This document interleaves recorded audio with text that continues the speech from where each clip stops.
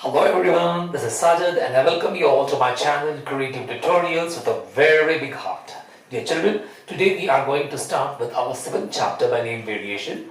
Okay, in this chapter we have 3 practice sets, alright, and in the entire chapter we'll be studying 3 things basically. The first one we'll be studying is direct variation, the second inverse variation, and at last we'll take care of time, work and speed. Okay, so now this video is going to be on your practice set 7.1, okay, which is purely on your direct variation. Okay, so I will give a quick explanation about this chapter to you, about this part basically, this subtopic, that is direct variation, and in this video I will take care of 7.1 practice set as well. Okay, so without wasting our time anymore, let's begin. So you can see, my dear children, we have 3 parts to study, out of which the first part, that is direct variation, is been taken care of in this video. Okay, the first slide you can see here is on direct variation. Okay, now something what we had studied from our previous standard, let's try to recall it a bit. Okay, let us see कुछ याद है कि नहीं हमको. Suppose अभी ये table आपको दिख रहा है, टेबल मैंने बनाया नहीं है लेकिन मैंने स्पेस छोड़ के रखा है पेजेस में. ओके, यहाँ पे आपको दिख रहा है टाइम है in hours and distance is in kilometers. तो ये जितना भी दिख रहा है आपको, ये टाइम दिया हुआ है आवर्स के अंदर, और ये जो दिख रहा है आपका डिस्टेंस दिया हुआ है किलोमीटर्स के अंदर. ओके, तो ये टेबल के हिसाब से देखो, जब भी 2 घंटे ट्रैवल हुआ है ऑब्जेक्ट में, या कार बोलो, बस बोलो, एनी व्हीकल, ओके, तब डिस्टेंस कवर हो रहा है 90 किलोमीटर्स. जब 3 आवर्स ट्रैवल कर रहा है तब हो रहा है कवर 135 किलोमीटर्स. जब 4 घंटे हो गए तो 180 किलोमीटर ट्रैवल हो रहा है डिस्टेंस, और जब 5 घंटे पूरे हो गए तब 225 किलोमीटर का सफर हो चुका है पूरा. तो इससे क्या समझ में आ रहा है, तो हम देखेंगे. So here distance covered increases with increase in time. आपको दिख रहा होगा यहाँ पे, देखो 2, 3, 4, 5. इसका मतलब क्या है, टाइम जो है ग्रेजुअली इंक्रीज हो रहा है, हर एक घंटे से टाइम इंक्रीज होते जा रहा है. ओके, और जैसे टाइम इंक्रीज होते जा रहा है, आप यहां देखो 90, 135, 180, 225. इसका मतलब जो है कि इधर भी डिस्टेंस भी जो है बढ़ते जा रहा है. इसका मतलब क्या हुआ, distance covered increases with increase in time. Okay, देखो यहाँ पे सबसे लीस्ट था 2 घंटा, यहाँ हो गया 5 घंटे. ओके, तो टाइम भी बढ़ा है, डिस्टेंस भी बढ़ा है. ओके, तो अगर हम देखने को जाए तो यहाँ पर टाइम अपॉन डिस्टेंस का रेशियो अगर हम देखने अगर जाए, ओके, ये टाइम और डिस्टेंस का जो टेबल हमको दिख रहा है ना, अगर हम इसका अगर रेशियो देखने अगर जाए तो रेशियो कैसा आएगा. तो देखो टाइम अपॉन डिस्टेंस, तो फर्स्ट केस में 2/90 हो जाएगा time upon distance. Okay, second case में हो जाएगा 3/135, थर्ड केस में हो जाएगा 4/180, और लास्ट केस में हो जाएगा 5/225. अगर आप इसको अगर कैंसिल करके अगर इस फ्रैक्शन को सिंपलेस्ट फॉर्म में लेके अगर आओगे तो आपको ये 2/90, 3/135, 4/180 और 5/225 ये चारों रीडिंग्स आपको दिखेंगे जो 1/45 आते हैं. मैं आपको एक दिखा देता हूं चाहिए तो. पहला वाला है 2/90, बराबर ना. अब देखो 2 1s are 2, 2 4s are 8, एक शॉर्ट है वो एक यहाँ कैरी हो जाएगा, तो ये 10 हो गया. 2 5s are 10, तो ये हो गया 1/45. एक लास्ट में देख लेते हैं. Okay, 5/225. Okay, so 5 1s are 5, 5 4s are 20. जबकि यहाँ पे 22 है तो 2 शॉर्ट है, वो 2 यहाँ पे कवर हो जाएंगे, ऊपर कैरी हो जाएंगे. ठीक है, सो 5 5s are 25. देखो 1/45 आया. इसी तरह जब आप सबको ट्राई करोगे ना तो आपको 1/45 भी आएगा. तो ये रेशियो के फॉर्म में जब हम लिखने अगर जाएंगे तो हमारा आ जाएगा 1:45 इज द रेशियो. ठीक है, जब भी हम रेशियो की बात करते हैं तो बेसिकली न्यूमरेटर अपॉन डिनोमिनेटर भी रेशियो ही होता है, नहीं ऐसा नहीं, लेकिन उसको हम रेशियो से ज्यादा उसको हम फ्रैक्शन करके पुकारते हैं. ओके, और जब हम रेशियो प्योरली लिखते हैं तो हम न्यूमरेटर और डिनोमिनेटर के बीच में जो है एक साइन डालते हैं ये, और इसका मतलब is to. So 1:45 is the ratio. तो ये सबका जो रेशियो जो निकल के आ रहा है टाइम अपॉन डिस्टेंस का, वो आ रहा है 1:45.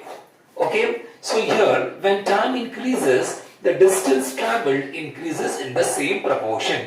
बराबर, हमने ये देख लिया यहाँ पे कि जैसा टाइम बढ़ते जा रहा है डिस्टेंस ट्रैवल जो है वो भी बढ़ रहा है। अच्छा, सिर्फ बढ़ ही नहीं रहा है, वो बढ़ भी अगर रहा है तो सेम प्रोपोर्शन में बढ़ रहा है। 1:45, 1:45, 1:45 सेम प्रोपोर्शन में बढ़ रहा है। बराबर ना। अभी कुछ कंडीशन ऐसी भी हो सकती है कि प्रोपोर्शन सेम ना आए, करेक्ट, और कांस्टेंट ना आए। सेम से ज्यादा अच्छा वर्ड, एक्यूरेट वर्ड है कांस्टेंट। ओके, कांस्टेंट ना आए। तो कांस्टेंट अगर नहीं अगर आएगा तो क्या केस होगी वो हम बाद में देखेंगे।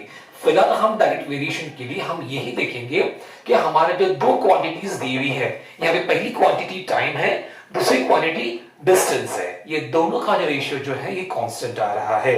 ओके, तो डायरेक्ट वेरिएशन में क्या कहता है, इस चीज को जब रिकॉल किया प्रीवियस स्टैंडर्ड से, उससे हमको डायरेक्ट वेरिएशन ये कह रहा है कि मान के चलो कि अगर m और n ये दो क्वांटिटीज है, okay, if m and n are two quantities such that, इस तरह कि m upon n is equal to constant, अगर आप ये पहली क्वांटिटी को और इसको ये आप डिवाइड कर दोगे, n अपॉन n कर दोगे, तो इसकी वैल्यू जो है कांस्टेंट मिलेगी आपको, then there is a direct variation between m and n।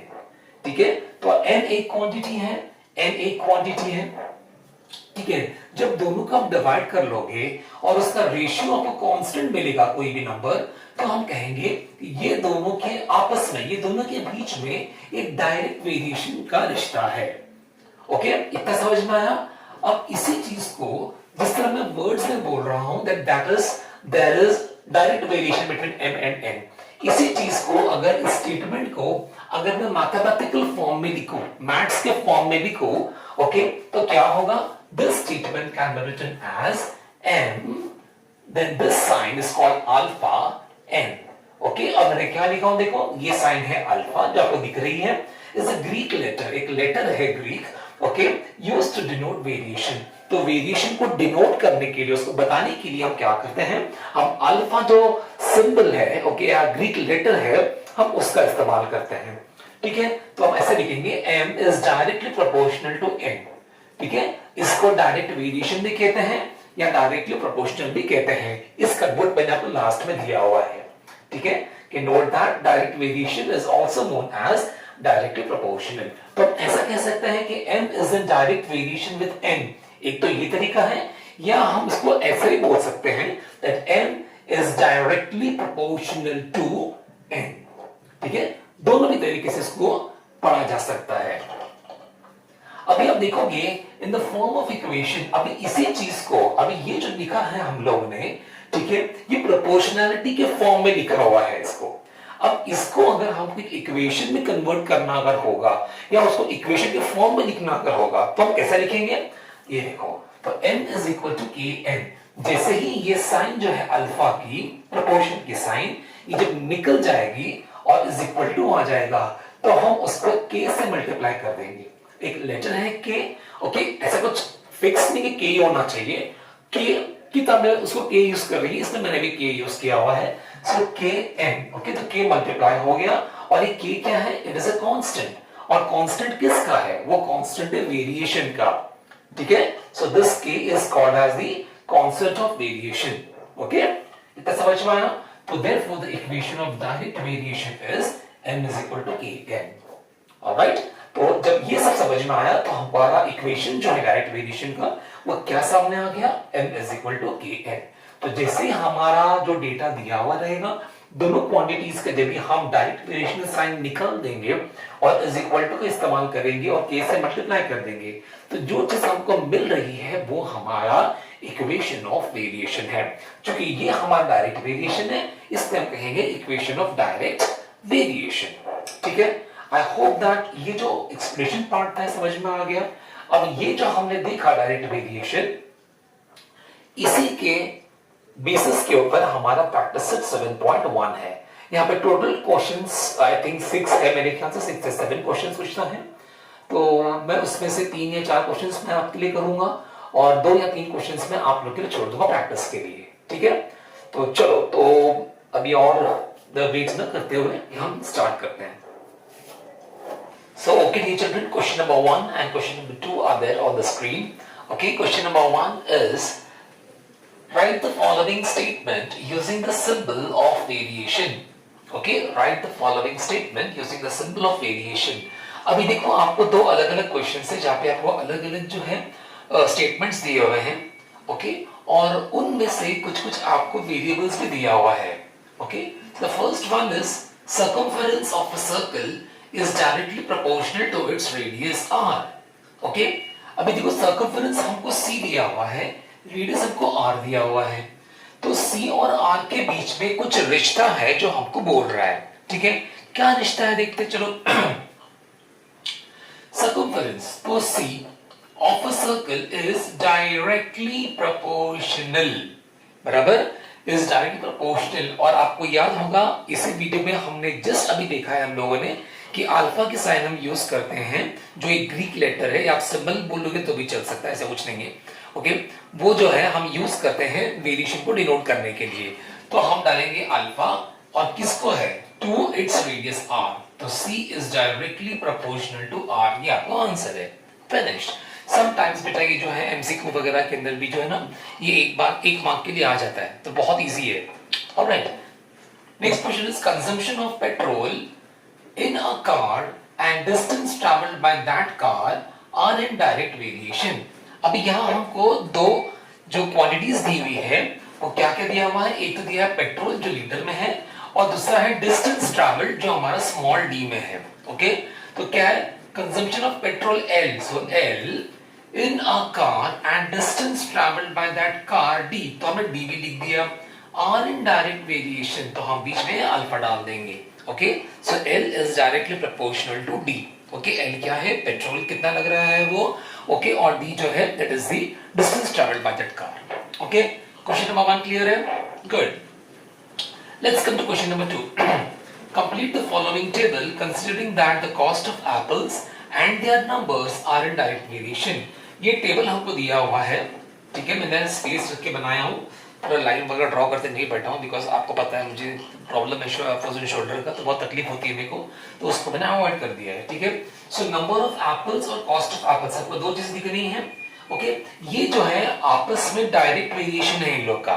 ठीक है, तो अभी क्या है, अभी देखो नंबर ऑफ एप्पल्स में उन्होंने लेटर x दिया हुआ है और कॉस्ट ऑफ एप्पल्स के लिए y दिया हुआ है. यानी कि कोई अगर एक एप्पल खरीदेगा, ओनली वन एप्पल, तो उसकी कीमत है 8 रुपया. वही अगर वो 4 खरीदेगा तो है 32 रुपया. ओके, अब ये देखो ये ब्लैंक है, मतलब क्या है, ये और ये तीनों ब्लैंक स्पेस है, ये हमको भरना है. तो इस केस में क्या पूछ रहा है, अगर 56 रुपया अगर कोई अगर पे करे फ्रूट वाले को, तो फ्रूट वाला उसको कितने एप्पल देगा, कितने एप्पल आएंगे उसके अंदर. इसमें क्या है, यहाँ पे 12 दिया है, यहाँ पे ब्लैंक दिया है. ठीक है, तो क्या है, अगर 12 एप्पल अगर लेगा खरीदेगा तो उसका कीमत कितना होगा, उसका टोटल कॉस्ट कितना होगा. और यहाँ पे सिर्फ इसकी तरह ही है कि अगर 160 रुपीज अगर भरेगा तो उसमें कितने एप्पल्स आएंगे. ओके, सो ये x और y जो है नंबर ऑफ एप्पल्स और कॉस्ट ऑफ एप्पल्स, ये दोनों आपस में डायरेक्ट वेरिएशन में है जो हमको क्वेश्चन में दिया हुआ है. ठीक है, चलो. So देखो number of apples is directly proportional to cost of the apples. That is, अभी number of apples क्या है, x है, बराबर, और cost of apples y है. So x becomes directly proportional to y. Okay, और यहाँ देखो रीजन क्या है, it's given to me. Okay, ये given है हमको. कुछ देर पहले हमने ये देखा था कि जब भी हम अल्फा के साइन निकाल देते हैं, प्रोपोर्शन के साइन निकाल देते हैं और इज इक्वल टू में लिखते हैं हम लोग. ठीक है, तो वहां एक k एक लेटर है उसका हम इस्तेमाल करते हैं. So x is equal to ky. Okay, और k क्या है, k is a constant of variation. अगर आप चाहो तो खाली k इज अ कांस्टेंट लिखोगे तो भी चलेगा. ठीक है, लेकिन ये अच्छा लगता है k is a constant of variation to be more specific. ठीक है, इतना समझ में आया. तो x is equal to ky. Okay, alright. तो अभी देखो तो क्या बोल रहा है, जब एक एप्पल कोई खरीदेगा तो उसका कॉस्ट होगा 8 रुपीज, बराबर. कोई 4 एप्पल खरीदेगा तो उसकी कीमत हो जाएगी 32 रुपया. तो इसका मतलब मैं ये लिख सकता हूँ that when the value of x is equal to 1 my y is 8. Okay, या फिर कोई बच्चा ये ना लिखते हुए अगर ऐसा लिखे कि when x is equal to 4 y is equal to 32 तब भी चलेगा. ठीक है, दोनों भी एक्सेप्टेड है बिकॉज कांस्टेंट वेरिएशन है हमारा. Alright, now because x is equal to ky, हमको यहां से मिला है x is equal to ky, ठीक है, ये वेरिएशन के साइन निकालने के बाद, so therefore x is equal to ky के अंदर अभी जो है हम उसके लिए वैल्यूज डालेंगे, ओके, अब इसके अंदर जो है हम अपनी वैल्यूज डाल देंगे x और y की, ऑलराइट। तो देखते हैं, चलो तो देखते हैं, तभी x 1 है y 8 है, सो x जो है 1 आ गया is equal to k into 8 because y is 8, therefore k is equal to 1 upon 8 आ जाएगा, बराबर। अभी ये वैल्यू जो है k is equal to 1 upon 8, ये वैल्यू जो है हम डालेंगे अपने इस इक्वेशन के अंदर, okay. So x equal to ky जो है, तो x is equal to k कितना आया 1 upon 8 आया, so 1 upon 8 into y, so x is equal to 1 upon 8 into y।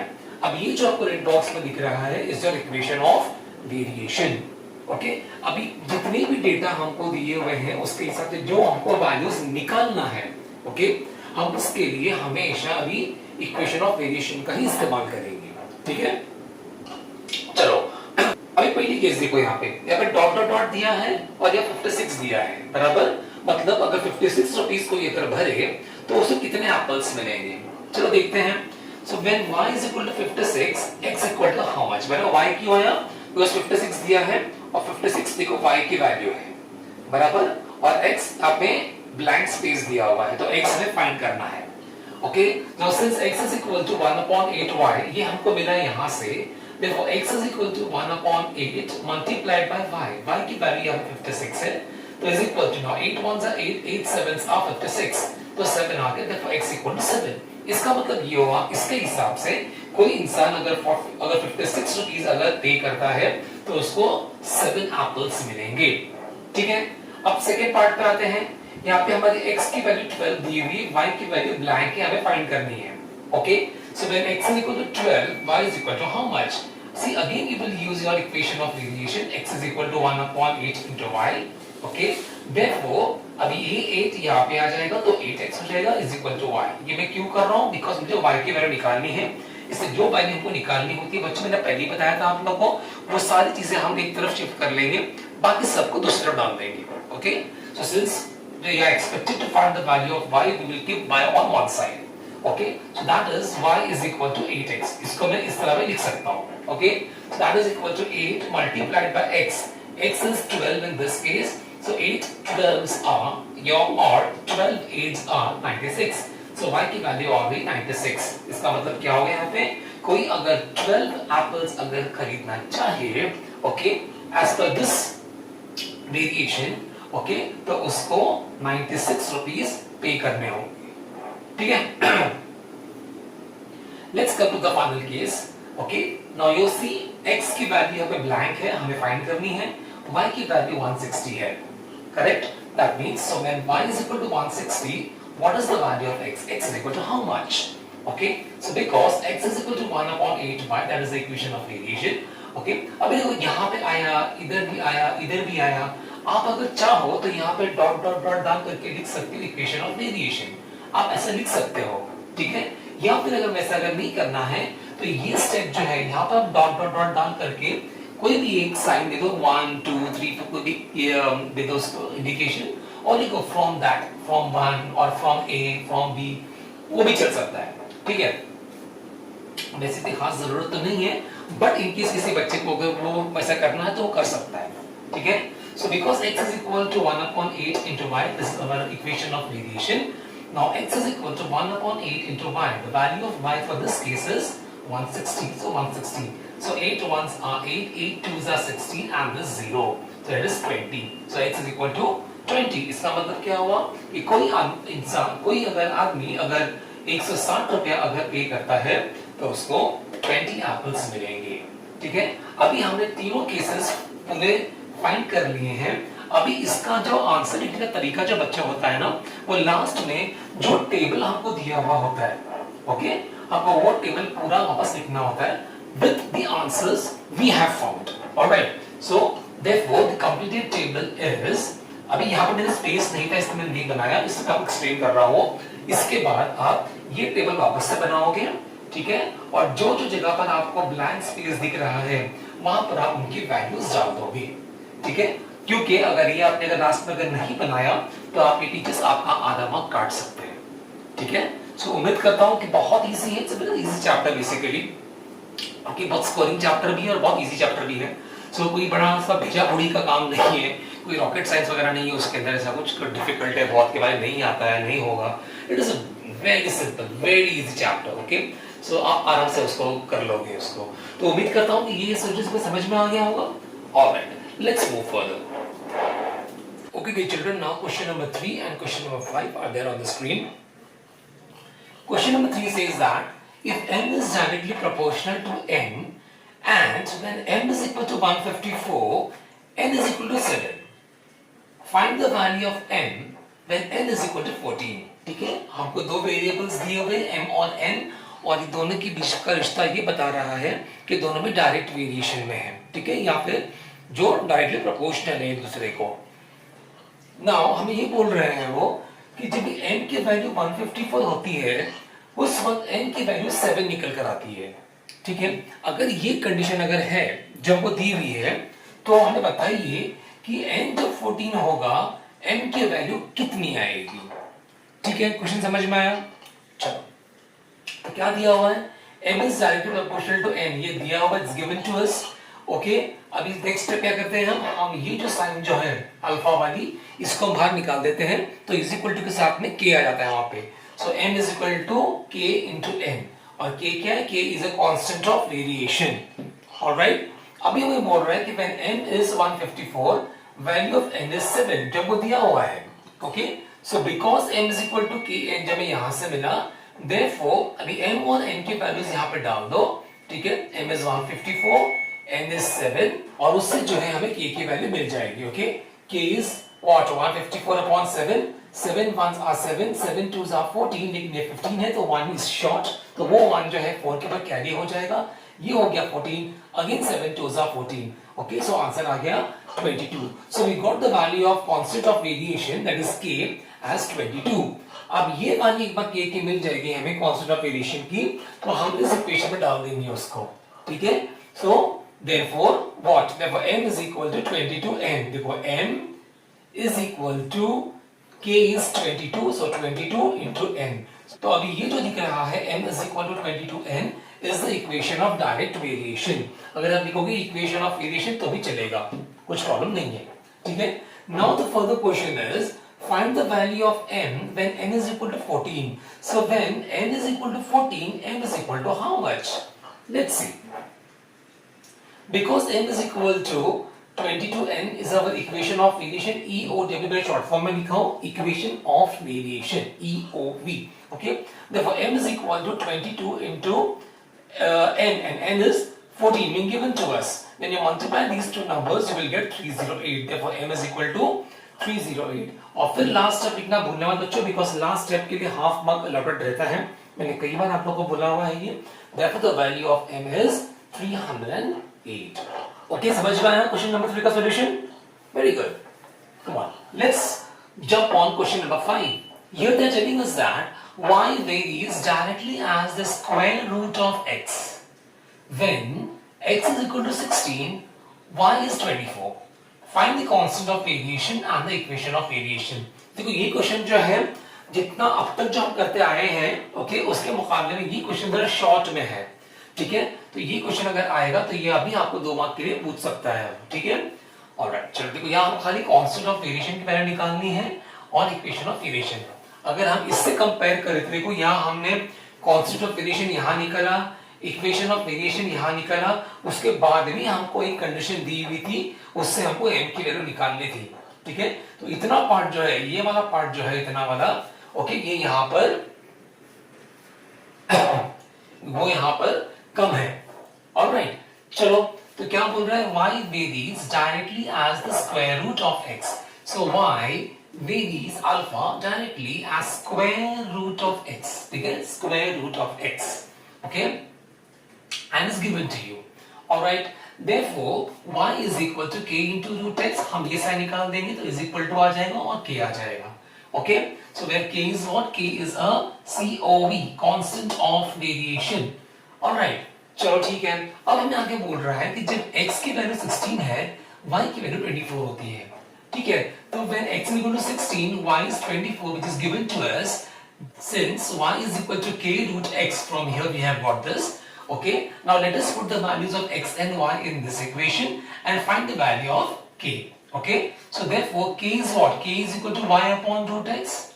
Alright, so that is equal to y कितना है 24 upon root x. root x is equal to 16 है, so that is equal to 24 upon root 16 is 4. 4 ones are 4, 4 sixes are 24. That is equal to 6. Okay, so we got the value of k as 6. So one part, the first part, the constant of variation, ये हमने निकाल लिया है. Alright, अभी एक बार जब हमें ये मिल जाता है constant of variation, हम क्या करते हैं, हम ये इक्वेशन जो है इसके अंदर उसकी वैल्यू डाल देते हैं. So therefore y is equal to k. k की वैल्यू 6 मिली है, तो 6 root x. So y is equal to 6 root x is the equation of variation. Okay, अब यहाँ तक खत्म हो गया. सेकेंड पार्ट में मिल गया हमको ये वाला. Okay, अब क्या है, last part is your final step. If you don't write this, your teachers might deduct your half mark. Alright, so please be careful. Don't skip this step. Okay, so therefore the coefficient of variable is 6 and the equation of variable is y is equal to 6 root x. My dear children, please make sure एक खास याद रखना, ये जो COV, EOV जो मैंने लिखा है ये आप लोग एग्जाम्स में बिल्कुल भी नहीं लिखेंगे. ठीक है, हाँ अगर आपके टीचर्स ही कहती हैं आपको स्कूल में जो पढ़ाती हैं या पढ़ाते हैं सर आपको कि भाई अगर आप ऐसा भी अगर लिखोगे तो मैं मार्क्स दूंगा, तो अलग बात है. Otherwise don't take chance. ठीक है, आप पूरा वर्ड लिखो, constant of variation, equation of variation. ठीक है, तो उम्मीद करता हूं कि थर्ड और फिफ्थ दोनों के सॉल्यूशन समझ में आए होंगे आप लोग के. Very good. अभी हम देखते हैं एक क्वेश्चन नंबर 6 कर लेता हूं आप लोग के लिए. ठीक है, okay dear children, now the last question of this practice set, that is question number 6 is there on the screen for us. The total remuneration paid to laborers employed to harvest soybean is in direct variation with the number of laborers. If the remuneration of 4 laborers is rupees 1000, find the remuneration of 17 laborers. ठीक है, total remuneration paid to laborers, ये क्या चीज है? total remuneration, ये पूरा खर्चा. ठीक है, पूरा पगार दे करके सब लोगों का जो मिलकर जो पगार जो होता है उसको हम कहते हैं रेम्यूनरेशन, और सबका मिलकर के जो है वो टोटल रेम्यूनरेशन है. ओके, जो लेबरर्स को जो पे किया गया है, उनकी मजदूरी जो दी गई है, किसके लिए? उनको एम्प्लॉय किया गया था काम करने के लिए, और काम क्या था? हार्वेस्ट सोयाबीन की खेती बाड़ी करने के लिए. ओके, वो जो है उनका जो पैसा जो है रेम्यूनरेशन, ओके, वो डायरेक्ट वेरिएशन पे है किसके साथ में? नंबर ऑफ लेबरर्स, यानी कितने कामगार कर रहे हैं और उतने कामगारों की टोटल पेमेंट, टोटल तनख्वाह. ओके, ये दोनों भी जो क्वांटिटीज जो है ये हमें दिया हुआ है कि वो डायरेक्ट वेरिएशन में है. आगे बोल रहे हैं अपने को, if the remuneration of 4 labourers is ₹1000, अगर 4 जो लेबरर्स जो हैं, ओके, जो हमारे जो है काम करने वाले, अगर वो 4 लोग का अगर तनख्वाह अगर 1000 रुपया अगर आता है, तो then find the remuneration of 17 labourers. अगर 4 का इतना पैसा अगर हो रहा है, तो 17 अगर कामगार लोग अगर होंगे काम करने के लिए, तो उनका रेम्यूनरेशन, उनका टोटल अमाउंट उनको पे करना होगा, वो कितना होगा. ठीक है, ये हमारा क्वेश्चन है. ऑलराइट, चलो तो क्या है? Now let us assume the remuneration as small r and the number of laborers as small n. ठीक है, मैंने क्या किया हूँ, r से रेम्यूनरेशन आता है इसलिए मैंने इसको स्मॉल r दिया हूँ, और यहाँ पे नंबर ऑफ लेबरर्स है इसलिए n दिया हूँ मैंने इसको. ठीक है, आपको अगर और लेटर अगर देना है तो आप दे सकते हो, ऐसा कुछ नहीं है. ठीक है, रेम्यूनरेशन को आप a दे दो, नंबर ऑफ लेबरर्स को b दे दो, कुछ भी दे सकते हैं, ऐसा कुछ प्रॉब्लम नहीं है. ऑलराइट, अब हमें क्या बोल रहा है कि ये रेम्यूनरेशन और ये लेबरर्स, ओके, ये क्या है? Is in direct variation. बराबर ना? तो इसके लिए लिखेंगे r is directly proportional to n, ये अल्फा साइन आएगी. बराबर, this is given to us, ये हमें दिया हुआ है. उसके बाद क्या करेंगे, इसके नेक्स्ट स्टेप में हम जो ये अल्फा साइन जो है डायरेक्टली प्रोपोर्शनल वाली या डायरेक्ट वेरिएशन वाली, हम उसको निकालते हैं. जब उसको निकालते हैं तो उसकी जगह पर आता है इज इक्वल टू साइन आता है. ओके, और बाजू में एक स्मॉल k आएगा और वो k हमारा कांस्टेंट ऑफ वेरिएशन होता है, ठीक है। सो देखो r is equal to kn, alright, और ये k क्या है, k is a constant of variation, alright. अब क्या बोल रहा है हमको वो कि if the remuneration of 4 labourers, मतलब नंबर ऑफ लेबर है 4, हमारे की बात हो रही है, इज ₹1000, तो जब n की वैल्यू 4 है, r की वैल्यू 1000 आ रही है, ओके। चलो ठीक है, पहले तो हमें जो दो क्वांटिटीज दिए हुए होते हैं, हमको वो दोनों की जो वैल्यूज यूज करके हमें कांस्टेंट ऑफ वेरिएशन की वैल्यू निकालनी होती है, बराबर। उसके बाद हम उसको यूज करके हम ये इक्वेशन में डालेंगे उसको, और फिर उससे हम इक्वेशन ऑफ वेरिएशन बनाएंगे।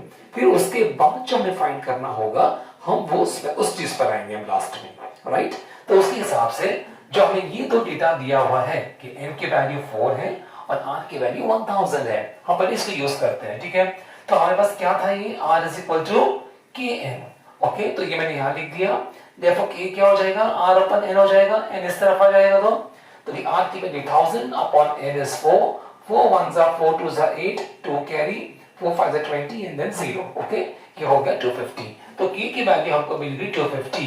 सो k is equal to 250 is the constant of variation, alright. अब हम आगे बढ़ते हैं। अब देखो हमारे पास ये था ना r is equal to kn, तो because या फिर since r is equal to kn, therefore r is equal to 250n, because the value of k we have got as 250, okay। So r is equal to 250n is the equation of variation, EOV, equation of variation, alright। अब जो है यहां तक जो हम करते हैं, ये हमको जितना भी डेटा दिया हुआ होता है क्वेश्चन में, उसके हिसाब से हम चलते हैं, right.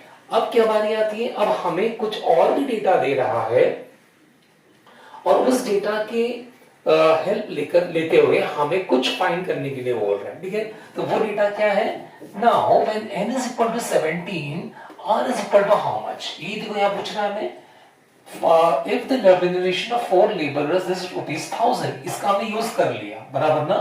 Find the remuneration r of 17 laborers, okay. तो 17 अभी हमारा n के वैल्यू है और r जो है रेम्यूनरेशन, ये हमें कैलकुलेट करना है, ठीक है। तो हम क्या करेंगे, substituting n is equal to 17, ये जो डिम्बो दिया हुआ है, in the equation of variation we will get something, ठीक है। तो इक्वेशन ऑफ वेरिएशन के अंदर हम ये वैल्यू डाल देंगे। सो इक्वेशन ऑफ वेरिएशन क्या है हमारा यहाँ पे, r is equal to 250n, okay. So therefore r is equal to 250 into n की वैल्यू 17 है, तो 17 डाल दिए हम लोगों ने। therefore r is equal to, you multiply these two numbers and you will get 4250, ठीक है। फिर उसके बाद फाइनल स्टेप जो बार बार बोलता हूं, इसके लिए आधा मार्क अलॉटेड रहता है, ठीक है। टीचर्स बाकायदा मार्क्स काटते हैं वहां पर, ऑलराइट। तो इसके लिए प्लीज इसको भूलना मत लिखने के लिए। So therefore the remuneration of 17 laborers is ₹4250। So I hope that the entire solution is very well understood by each and everyone, okay। तो अब जो है ये मेरा प्रैक्टिस सेट पूरा हो गया है, ऑलराइट। और अभी जो नेक्स्ट वाला आएगा वो हमारा आएगा सेकेंड पार्ट पे, वो है इनवर्स वेरिएशन, ठीक है। तो यहाँ मैंने ऐसे अंडरलाइन किया हो ना, अभी जितने क्वेश्चंस हमने किए आज, ओके। इन ऑल मैंने कहा था कि 6 क्वेश्चंस है आप लोग के पास, राइट ना। क्वेश्चन नंबर 1 भी मैंने किया, 2 किया मैंने, 3 किया, 5 किया, 6 किया, that is I did 5 questions for you and only question number 4 I have left for you to practice, okay।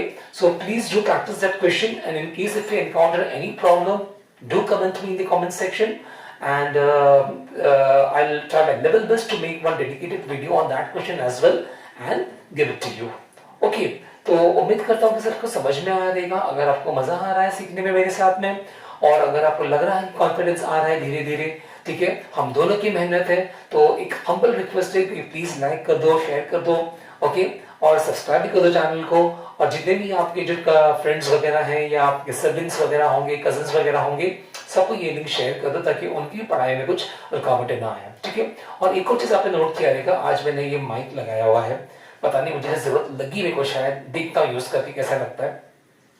और एक बच्चा मुझे बोल भी रहा था सम टाइम बैक कि sir you please use this mic like, so I don't know कि कैसा आप लोग का एक्सपीरियंस है ये, ठीक है। मुझे तो एकदम उलझन सी हो रही है, ये लगा कि लेकिन फिर भी आप लोग मुझे बताना ये वीडियो जो मिलने के बाद जो बच्चे देखेंगे ये वीडियो को, तो मुझे बताना कि with this is it okay to make the videos, क्या मैं जब ऐसा पहले बना रहा था विदाउट दिस माइक वैसे ही बनाऊं, तो please do let me know, okay? तो वैसे मैं काम करूंगा फिर।